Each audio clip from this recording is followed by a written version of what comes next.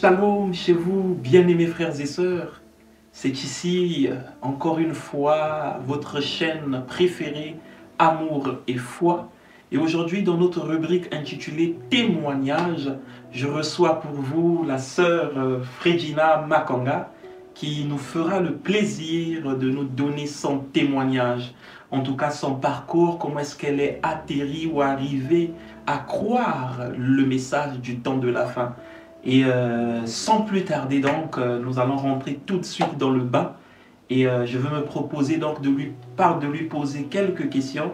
Et au fur et à mesure, je l'espère, qu'elle se donnera le plaisir aussi de nous répondre pour le grand bien de tous. Et aussi peut-être, pourquoi pas, attirer les semences prédestinées au travers de ce témoignage. Alors, sœur Fredina, shalom. Shalom, précieux frère. Comment allez-vous, sœur Fredina? Je vais très bien par la grâce de Dieu. Ok, très content de le savoir. Alors aujourd'hui, nous vous recevons afin que vous puissiez nous donner votre témoignage. Et nous allons commencer donc par une simple, toute petite question, d'accord? Si cela ne vous gêne pas. Mais avant tout, est-ce que vous pouvez nous dire qui est la sœur Fredina? La sœur Fredina, c'est une chrétienne croyante du message du temps de la fin apporté par le prophète William Marion Branham. La sœur Fredina est une désormais femme mariée à monsieur mon époux, Belvin Makanga. Ok, c'est très bien. Je crois que nos frères et sœurs ont compris. Alors, sœur Fredina, comment est-ce que vous avez cru à ce message? Qu'est-ce qui s'est passé dans votre vie pour que finalement vous vous retrouvez dans le message du temps de la fin? Déjà moi, ce n'est pas que je me suis retrouvée dans le message juste comme ça par hasard. Je suis née dans une famille chrétienne. Ma maman, elle est croyante, ma mère, elle est croyante du message, mes sœurs, elles sont dans le message. Donc, on nous a un peu élevés dans cette foi-là. Donc, vous avez grandi en fait dès le bas âge dans le message. Oui. Maintenant, comment ça s'est passé à partir du moment où, oui, on peut comprendre que vous avez grandi là, mais vous étiez toute petite, vous alliez peut-être aussi à l'école. Comment ça s'est passé au niveau des études, avec, par exemple, au niveau des professeurs, avec les professeurs, avec les autres collègues en salle de classe? Parce que, bon, nous le savons tous qu'à la femme, il exige un certain accoutrement. Comment est-ce que c'était perçu, c'était reçu au sein de la jeunesse, au milieu scolaire? Comment est-ce que ça se passait à ce niveau-là? Ou même au sein de la famille, hein? Oui. Déjà qu'à un certain moment, je n'habitais plus avec mes parents. J'ai eu à quitter les parents si jeune. Okay. Je crois que j'avais 15 ou 16 ans, comme ça, j'ai quitté les parents. Et j'ai vécu avec la famille, les grands-parents, etc. Et donc, déjà, ma famille, elle est de la croyance catholique. Du côté de papa, de maman, peu importe. Et donc, ce n'était pas facile pour eux d'accepter que je sois dans le message et tout. Mais je m'étais tenue très ferme. J'étais très ferme et j'avais exigé, bien que j'étais très jeune, mais j'avais exigé aux gens d'accepter ma foi. D'accepter ma croyance. C'est très fort ça. Oui. Donc j'avais exigé ça partout où je passais. Dans chaque maison où j'ai vécu, en tout cas, je ne. Mais est-ce qu'il n'y avait pas des critiques? Il n'y avait pas des Bien sûr, ça ne peut pas manquer parce que nous, déjà dans le message, nous sommes considérés comme un peuple à part.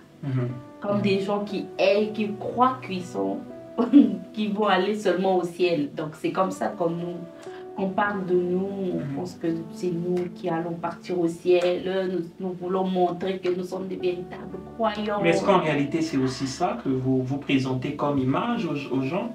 Non, ce n'est pas ça. Ce n'est pas vraiment ça. On ne veut pas montrer aux gens que c'est nous seulement les véritables croyants, non. C'est pas ça, mais c'est l'image que les gens nous ont attribuée comme ça. Et on ne refuse pas, on accepte ça comme ça.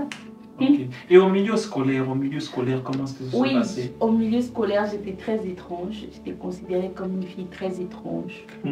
Étrange pourquoi? Parce que non seulement le fait que j'étais très timide, Déjà de nature, je ne suis pas quelqu'un qui est trop bavarde et tout. Donc j'étais très timide à l'école. Et je portais mes jupes. Donc on se moquait, tout. Tu peux montrer quoi, la sainte? D'autres m'appelaient Tontine la sœur.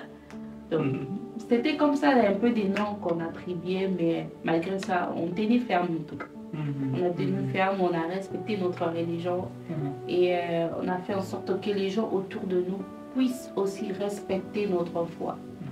Maintenant, ce que je veux arriver à comprendre, d'où est venue cette fermeté? Cette fermeté, vous quittez le siège familial, le clan familial, pour aller auprès des grands-parents. Pour beaucoup, ayant votre âge, 15 ans, ils se seraient peut-être un peu déjà, on va dire, ils devaient peut-être abandonner un peu la foi et commencer avec certaines choses. Mais d'où vous est venue cette fermeté? Est-ce que vous avez déjà eu une relation aussi profonde avec le Seigneur?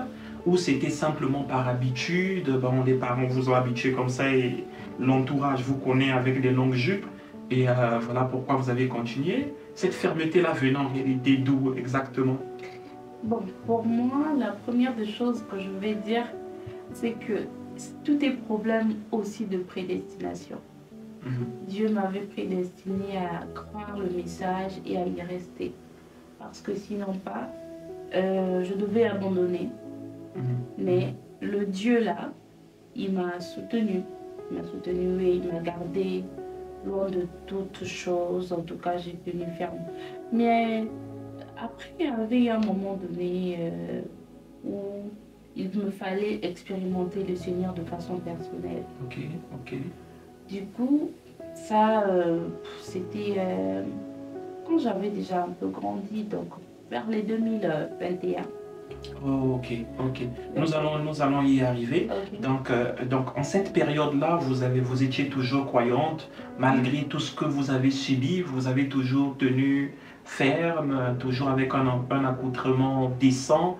Et voilà. Mais quelles sont les failles que vous avez connues, bien qu'étant dans le message, on va dire, des petites erreurs, vous avez toujours une attraction de quelque chose, malgré quand vous prêchez, on va prendre l'exemple, par exemple, peut-être la musique, parce que la musique attire beaucoup les jeunes, la musique mondaine, par exemple.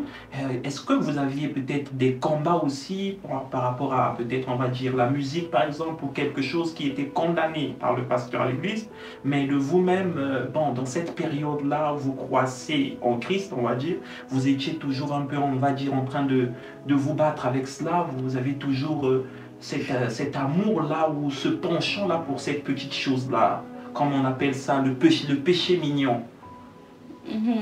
Bon, pour ma part, oui, vous avez touché au mot-clé, c'était la musique. C'était ça mon combat, en fait, j'ai commencé à aimer la musique du monde. C'est pas que j'aimais ça, mais je commençais à un peu écouter à cause de mon entourage. Les gens que je fréquentais à l'école et tout mettaient un peu de musique. Comme de nature, je suis quelqu'un qui est beaucoup douce. Et donc, j'avais de l'attraction envers les zouks et tout. J'aimais beaucoup ça. Je chantais même et tout. Après, bon, je sais, je continuais pour moi. Je continuais, pas que je parte à l'église, mais j'écoutais cette musique-là. Bon, malgré que j'avais pas de penchant pour autre chose, non, mener la vie, copinage et tout ça, en tout cas, je n'étais pas de ça. Mais moi, j'aimais beaucoup la musique là. Ok. Donc vous, c'était le penchant, c'était plus la musique, païenne, mondaine. Particulièrement le zouk, c'est ça?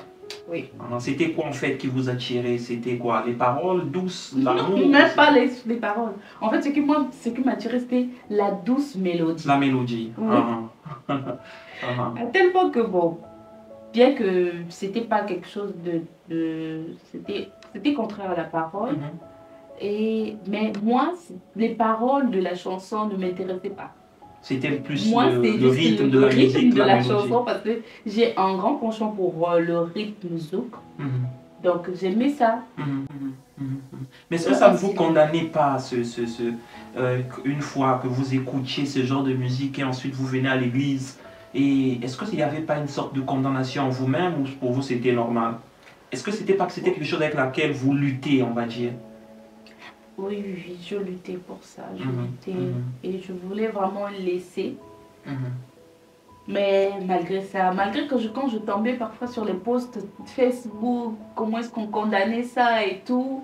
Mais moi, pour moi, je disais que ah, c'est juste la musique comme tout autre, donc il n'y a pas de problème là-dessus. Oui, je vois, je comprends, je comprends.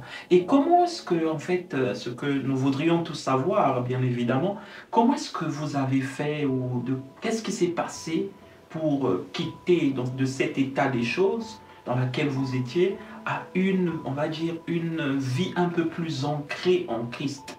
Est-ce que je parle ici donc de votre expérience en fait du baptême du Saint-Esprit.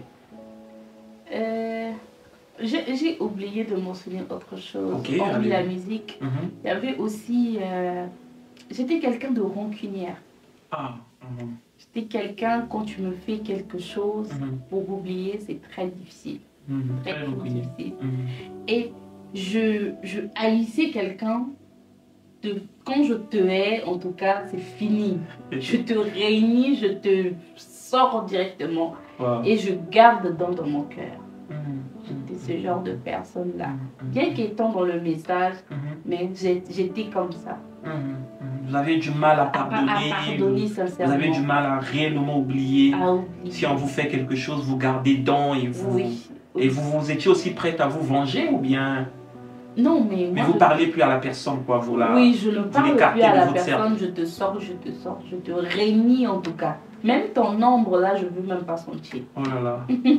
Très dur de caractère, hein. Oh oui, ça fait ce caractère-là. Ok, ok. Mais après... Et pour revenir donc à ma question, votre expérience du baptême du Saint-Esprit, comment est-ce que ça s'est passé finalement? Oui, c'est ce que je suis en train d'essayer de vous expliquer en fait. Après, vers les années, je crois, 2021, j'avais constaté que c'en était trop, que je me faisais du mal à moi-même. Et donc, du coup, j'avais commencé à prier le Seigneur. Je disais à Dieu, Seigneur, je voudrais que tu me changes ce cœur que j'ai. Donc, vous remarquez que votre cœur était un cœur dur. Je commençais à remarquer ça de moi-même. Ah, ok. Et du coup, j'étais ancrée en moi-même et j'ai commencé à me poser des questions, mais finalement, à quoi ça me servirait? Parce que quand on partait à l'église, on écoutait très souvent le pasteur, mon pasteur charmant, le berger Massamba. Donc, vous avez deux pasteurs? Non, non, non, le pasteur Massamba, c'est le pasteur principal de l'église et son associé, c'est le pasteur. C'est encore quoi le nom de l'assemblée? La pierre de fête tabernacle. Ah, la pierre de fête tabernacle. Ok. Où ça, dans quelle ville? De la ville de Brazzaville. Oh, d'accord. À Mukondo. À Mukondo. Donc, le principal pasteur, c'est le pasteur Grégoire Massamba. Bien sûr. Et ensuite, le deuxième pasteur, c'est? Le pasteur Batsimba Charme. Batsimba Charme. Ok. Nous saluons donc les hommes de Dieu. Que Dieu vous bénisse. Donc, c'était ça. Et donc, quand je partais à l'église, le pasteur parlait plus de l'amour, le pasteur Massamba. Il parlait plus de l'amour, qu'il faut aimer. Le vrai amour, c'est aimer les gens qui ne vous aiment pas. Ah, ça, c'était fort. Et donc, moi, du coup, quand j'écoutais ça, c'était un tonnerre dans votre cœur, ça vous condamnait. Comment je peux aimer une personne qui ne m'aime pas? Mais si tu ne m'aimes pas, je m'en fous de toi. Comment est-ce que moi je vais encore t'aimer? C'était trop fort pour moi. Mais plus le pasteur donnait les expériences et tout, et je voyais comment est-ce que les choses se passaient, je me suis dit, mais non, finalement, moi aussi je dois arriver à ça. Amen. Je m'étais lancé ce défi. Je t'ai dit, Seigneur, je dois aussi arriver au point où je peux supporter. Donne-moi un cœur de supporter. Et d'aimer, de pardonner réellement. Quand je dis pardonner, je pardonne et j'oublie. Que Dieu, vraiment, c'était ma prière. Et j'entendais souvent les gens parler du Saint-Esprit, le Saint-Esprit m'a touché et tout. Et pour moi, c'était comme un mythe. C'était quelque chose qui, bon, on racontait juste des histoires, mais ce n'était pas réel. Ok. Soit je partais à l'église, quand je voyais les sœurs tomber à l'église, pour moi, je me disais que celles-là, elles veulent se faire voir. C'était ça pour moi. Je me disais que est-ce que vraiment c'est vrai? Comment c'est quelqu'un peut tomber sur moi elle-même comme ça? Elle a mal au corps. Donc, c'était ça. Après, quand les gens donnaient aussi des messages, des prophéties, je me disais, ah, quel Dieu va venir parler à quelqu'un. Tu vois, donc tout ça, c'était comme des histoires pour moi. Jusqu'à ce que j'ai eu ces désirs-là moi-même. J'ai commencé à ressentir ce désir. J'ai dit, finalement, Seigneur, moi aussi, je veux expérimenter ça. Et j'entendais des témoignages et tout. Vraiment, à l'église, Dieu faisait vraiment grâce. Et il y avait des témoignages des bien-aimés, des messages, des visions que les bien-aimés frères et sœurs qui donnaient et tout. Et en rapport avec le Saint-Esprit, c'est ça? Avec le Saint-Esprit et tout. Moi, ça commençait à éveiller ma conscience. Je me disais que Seigneur, moi aussi, je veux que tu sois réel dans ma vie. Je me rappelle. Vous commencez à avoir cette soif-là. Cette soif-là. En moi. Je disais que Seigneur, tu dois être réel pour moi aussi. Et après, je crois, c'était en 2020 qu'on avait eu des histoires de confinement et tout. Où on ne partait plus à l'église d'abord, avant d'arriver en 2021. On ne partait plus à l'église, on était à la maison. Et je veux d'abord aussi souligner quelque chose. Pour moi, les bornes, c'était quelque chose que je n'y croyais pas. Press play. Je n'y croyais pas. Je dis que mes frères, on a mis déjà mort. Pourquoi est-ce qu'on va écouter ces bornes alors qu'on a des pasteurs? Vous n'étiez pas d'accord du tout? Je n'étais pas d'accord. Pourtant, mon pasteur introduisait un peu ça petit à petit. Même avant qu'il y ait les histoires de confinement, mon pasteur parlait déjà de ça. Mais pour moi, en tout cas... On parle là du pasteur... Grégoire Massamba. Grégoire Massamba, Il parlait déjà de ça. Et donc, pour moi, je n'y croyais pas. Je partais pour moi à l'église. Je disais, moi, c'est le pasteur qui prêche. Je finis, je rentre chez moi. Donc, les histoires de bandes là... Et quand je voyais les nombres de minutes et des heures, je me disais, non, je vais rester là pour écouter tout ça. Ah oui, c'est vrai que parfois, avec la traduction, quand c'est pas cumulé, ça peut aller à 5 heures, 6 heures. Imagine. Donc pour moi, je disais que ça va me remplir ma mémoire. En tout cas, je ne m'intéressais même pas à ça. Mais après, pendant la période du confinement, on partait plus à l'église, il fallait écouter. J'ai eu à écouter la bande. La première bande que j'ai eu à écouter, c'est Ce jour-là au calvaire. Waouh. Et du coup, cette bande m'avait tellement touchée. C'était pour une première fois pour moi d'écouter la bande du prophète. J'ai eu, après la bande, le prophète, il prie pour les malades. Il y a une ligne de prière qu'il fait et tout. Et j'étais là, j'ai pleuré. J'ai dit... Seul dans votre maison, en écoutant la bande, vous êtes mise à pleurer. Je me suis mise à pleurer pendant que le prophète, il priait pour les gens et tout. Et donc, depuis là... Vous vous sentiez condamné ou qu'est-ce qui vous faisait pleurer? Jusqu'à aujourd'hui, je n'ai jamais su le pourquoi je pleurais en écoutant cette bande-là. Pour moi, bon, peut-être je me dis... peut-être que je manquais des choses. À force de ne pas vouloir écouter, j'étais en train de manquer beaucoup de choses. Et donc, c'était peut-être ça, je ne sais pas. Mais cette bande m'avait beaucoup touchée. Et donc, revenons en 2021. Donc, je priais. J'ai commencé à prier de moi-même. Je faisais des heures de prière. En tout cas, c'était quelque chose pour moi qui était devenu comme une soif. Je ressentais, j'ai dit, Seigneur, moi aussi, je veux que tu sois réel dans ma vie. Je veux vraiment que tu sois réel dans ma vie. Et donc, j'ai commencé à avoir des moments de prière, vu que j'habitais seule chez moi. J'avais ma maison et tout. Donc, j'étais là, je m'enfermais dans la maison. Parfois, je passais des 2 semaines, je sortais juste pour aller à l'église et tout. Je reviens chez moi à la maison.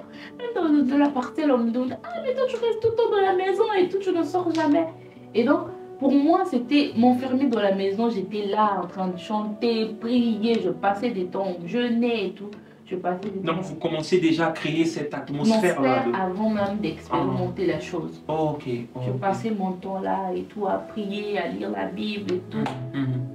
À suivre les prières, les cultes et tout ça. Donc, j'étais là. Mais après, un jour, c'était en 1er mai, parce que c'est l'anniversaire de la Pentecôte chez nous à l'église. Donc, je m'étais préparée pour ce culte-là. je m'étais dit que Seigneur, non pas demain, mais aujourd'hui, je veux moi aussi expérimenter. Et donc, j'étais partie à l'église, on a eu le culte comme d'habitude. Et après, il y avait l'imposition des mains. Souvent, de coutume, c'est comme ça qu'on fait à l'église et tout. Il y avait l'imposition des mains. Et donc, moi aussi, l'imposition des mains pour le Saint-Esprit. Le Saint-Esprit, ok. J'étais partie à l'église et tout. En tout cas, j'étais prête. C'est pendant vos réunions de réveil, c'est ça? Pendant les non, réunions non, de réveil. non, pas les réunions. Ah, c'était un de la programme. Pentecôte. Ah, ok. Pendant l'anniversaire que vous célébrez la Pentecôte qui est. Ok. D'accord. Donc, j'étais partie à l'église et tout. Je suis partie à l'église, donc il y a eu l'imposition des mains. J'étais partie aussi à mon tour et on m'avait imposé les mains chez le pasteur. Le pasteur Massamba Grégoire. Oui, on m'a imposé les mains. Et quand il m'a imposé les mains, il a prié pour moi. En tout cas, je ne sais pas qu'est-ce qui s'était passé par la suite. Je m'étais retrouvée sur le sol. Oh. Je me suis retrouvée sur le sol quand je me réveille comme ça et tout, je me vois. J'étais vraiment salie. Wow. Et quand je suis rentrée chez moi, j'étais très heureuse. Je ressentais une joie dans mon cœur. C'est comme si c'était un nouveau jour pour moi. Et donc, depuis lors, je n'ai plus de goût, je n'avais plus le goût, pardon, pour écouter ces chansons-là. Les chansons mondaines, païennes. C'était parti quoi. C'était parti de ça même. Aujourd'hui, même si je vois quelqu'un chanter une chanson païenne, ça va m'énerver. Oh. Parce que je ne ressens plus ce goût-là. Pourtant, c'est ce que j'aimais, mais je ne ressens plus ce goût. Mais cette rancœur, la rancune que vous aviez... Oui, c'était ça aussi la chose que je devais souligner. En tout cas, même ça, c'était parti. Oh. Aujourd'hui, quand quelqu'un me fait quelque chose qui me blesse tellement, la seule chose que je fais, je peux prendre mes distances envers cette personne-là, mais tout en restant en paix. Et si demain on se croisait avec cette personne ou bien cette personne m'écrivait par hasard, en tout cas, on va garder notre relation fraternelle. Oh, wow. Oui, en tout cas dans mon cœur, plus de rancune, plus de rancœur en tout cas envers des gens. En tout cas, pour ça, je bénis le Seigneur parce que... Est-ce que vous avez eu à vivre, parce que certains, lors justement de l'imposition des mains pour le Saint-Esprit ou de l'expérience avec le Saint-Esprit, certains témoignent que voilà, ils ont entendu une voix audible, ils ont vu des anges, ils ont vu le ciel s'ouvrir, ils ont vu toutes ces choses spirituelles ou surnaturelles. Est-ce que vous avez eu à vivre ce genre d'expérience en ce moment-là, ou bien peut-être après, ou bien pour vous c'était beaucoup plus la vie, votre vie qui avait changé par rapport à la vie que vous aviez avant? Pour moi, je pense que c'est par rapport à la vie. Par rapport à la vie. Par rapport à la vie, parce qu'il y avait beaucoup de choses, des petites choses et tout, quelques manquements que j'avais. Mais depuis là, en tout cas, ces choses, je n'en avais plus. Et je priais maintenant aussi beaucoup, parce qu'auparavant, je ne priais pas assez. En tout cas, pour moi, la prière, je vais à l'église, je prie avant de dormir, Seigneur, garde-moi, ça passe. Mais prendre assez de temps dans la prière, en tout cas, je n'en avais pas assez. Je vais quand même vous poser une question parce que, voilà, vous vous définissez comme... Parce que j'entends beaucoup qui disent que nous ne sommes pas les protestants, nous ne sommes pas les catholiques, nous ne sommes pas... Vous vous définissez comme chrétienne, mais du message, c'est ça? Et donc, c'est quoi le message alors pour vous? Qu'est-ce que c'est que le message? Eh bien, dans la Bible, nous avons une promesse. C'est vrai que pour beaucoup, ceux qui ne sont pas dans le message, bien sûr, nos amis des autres églises, quand ils écoutent, le message, il est où dans la Bible? Il n'y a pas Branham dans la Bible. Mais nous avons une promesse et nous nous appuyons sur cette promesse. Et la promesse se trouve dans le livre de Malachie, chapitre 4, verset 5, verset 6. Malachie chapitre 4, je vais lire. Malachie chapitre 4.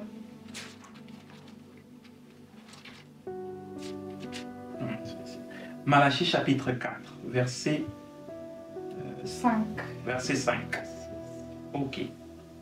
Voici, je vous enverrai Élie, le prophète, avant que le jour de l'Éternel arrive.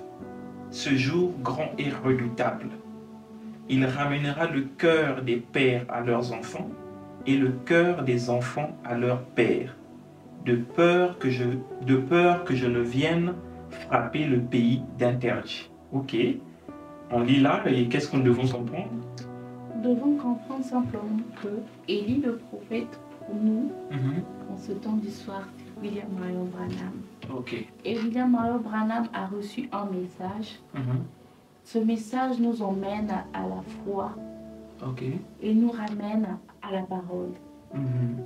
Et donc le message, en résumé, sont les prédications, les brochures prêchées par le prophète de Dieu, William Marion Branham. Ah, ok. Donc les brochures, les bandes et tout ça, c'est ça le message en fait, qui vous ramène à la foi. Ok, donc, merci déjà pour l'éclaircissement. Je crois que nos frères et sœurs qui vous suivront vont comprendre. Et donc, vous suivez ce prophète William Marion Branham. C'est bien ça, ou plutôt son message. Oui, nous croyons en son message. D'accord, d'accord. En tout cas, vous avez eu un fantastique, vraiment fantastique témoignage, un fantastique parcours, allais-je dire, de voir que vous étiez une certaine personne. Et suite à une expérience, vous êtes devenu une autre personne. Et à partir de là, vous avez continué toujours dans la foi, c'est ça? Oui. Vous êtes toujours chrétienne et vous continuez d'avancer? Oui. Et comment est-ce que ça se passe, cette nouvelle vie en Christ, depuis le moment que vous avez eu le Saint-Esprit? Ça se passe comment? Est-ce que recevoir le Saint-Esprit signifie que vous n'avez plus des hauts et des bas, ou vous trébuchez peut-être, où il n'y a plus rien qui vous agace? Comme attraction mondaine, où vous vous battez encore avec telle ou telle chose, ou parfois vous péchez. Ça n'existe plus une fois qu'on a reçu le Saint-Esprit. Excusez-moi, notre prophète dit que le Saint-Esprit n'enlève pas la nature charnelle. Okay. Et aussi longtemps que nous sommes sur la terre, dans cette tente de chair, nous sommes tentés à plusieurs choses. Et nous allons toujours tomber.